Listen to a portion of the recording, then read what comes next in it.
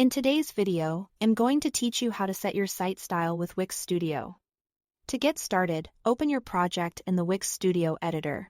Once you are inside the editor, look over to the left side of the screen and click the Site Styles icon. This is the icon that looks like a capital A with a small liquid drop next to it.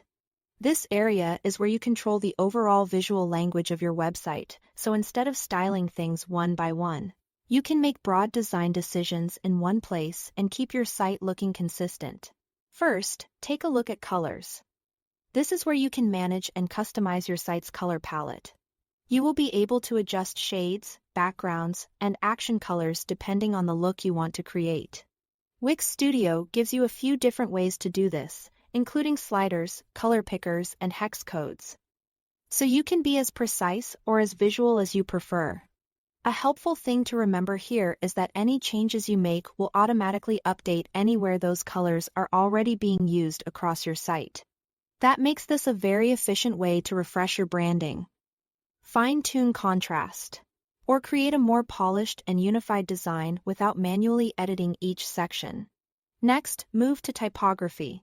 In this section, you can define the styles for your headings, from H1 through H6, as well as your paragraph styles from P1 through P3. This is where you choose the fonts that represent your brand and shape the reading experience for your visitors. You can also adjust line spacing and character spacing to improve readability and visual balance. In addition, you can set text scaling, which helps your typography adapt smoothly across different screen sizes. That's especially important for responsive design, because text should feel clear and well-proportioned whether someone is viewing your site on a desktop, tablet, or phone.